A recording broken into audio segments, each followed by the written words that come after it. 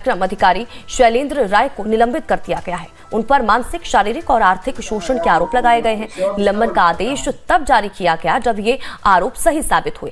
निलंबन का आदेश सरकार की छवि धूमिल होने के मद्देनजर जारी किया गया है। शैलेंद्र राय को मुख्यालय निदेशक बाल विकास सेवा एवं पुष्टाहार लखनऊ से संबद्ध किया गया है। वो जरा फाइल ले आओ हमारे।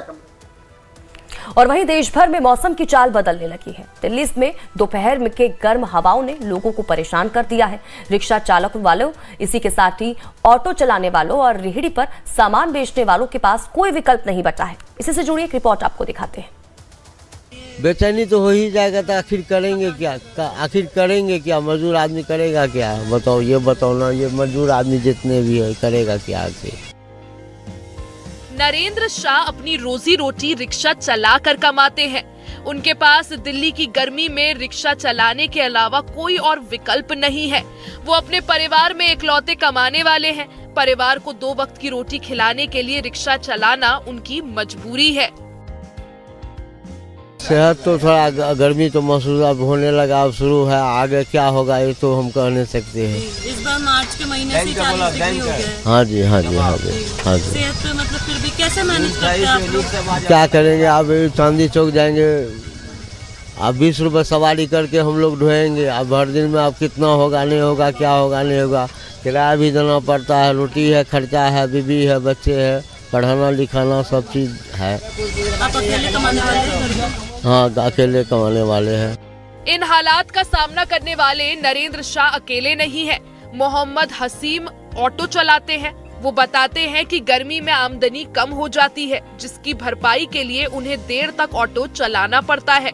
गर्मी से राहत के लिए वो बीच बीच में किसी पेड़ की छांव में आराम कर लेते हैं। शरीर में पानी की कमी ना हो, इसके लिए तरल पदार्थ का सेवन करते हैं। बहुत बुरा असर पड़ता है, पोल्यूशन भी बहुत ज़्यादा है। उसके बाद काफ़ी गर्मी होती है, भीड़ भाड़ ज़्यादा होता है।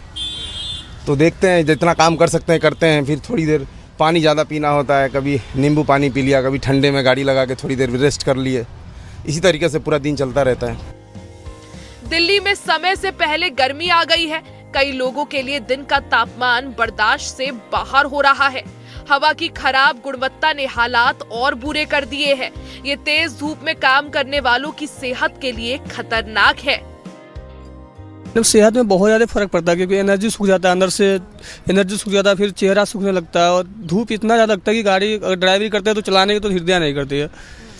दिल्ली का प्रदूषण की वजह से बहुत ज़्यादा दिक्कत होती है। गर्मी के दिन में तो बहुत ज़्यादा होती है। ठंडी में मान लीजिए थोड़ा चल जाता है, मगर गर्मी में नहीं चल पाता।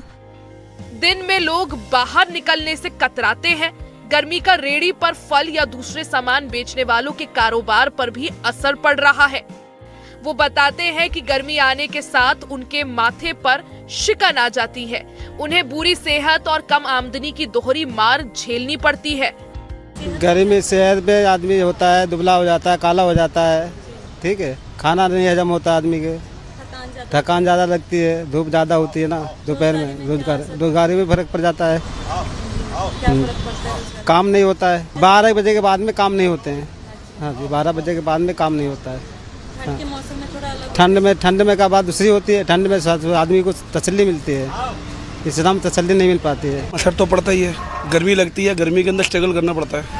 कस्टमर भी कम मिलते हैं। हाँ, वॉकिंग कम हो जाता है। 4 बजे तक वॉकिंग आता है फिर, क्योंकि हम मार्केट एरिया में खड़े हैं। सामने लजपत राय मार्केट है, सामने पार्किंग है, तो हमारा टर्न वॉकिंग चलता रहता है। तो दोपहर के टाइम पे क्या करते हैं, जो 12 से 4 के बीच में जो एकदम कड़ी धूप होती है, उसमें कस्टमर नहीं मिलता हमको। डॉक्टरों की चेतावनी है कि गर्मी में खुले में काम करने वालों के बीमार पड़ने का खतरा ज्यादा है। गर्मी की वजह से गंभीर बीमारियां भी हो सकती हैं। Basically, heat-related illness is a spectrum, and it affects mainly the people who are working outdoors.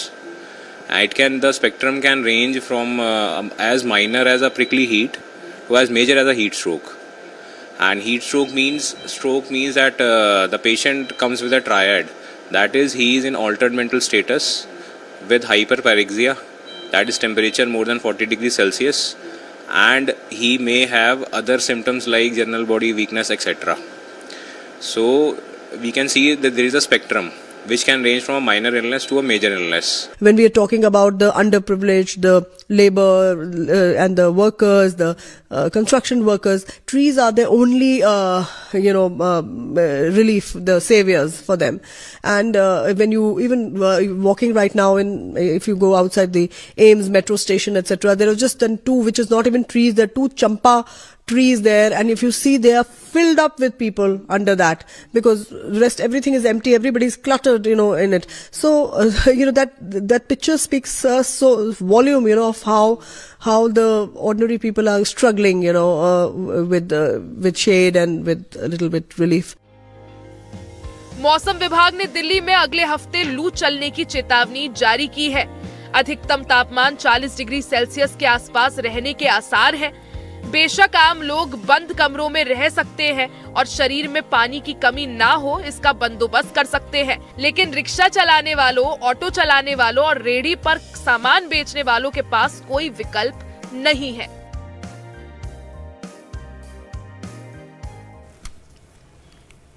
और इसी के साथ ही लाइव टाइम्स पर खबरों का सिलसिला लगातार जारी है। बने रहिए।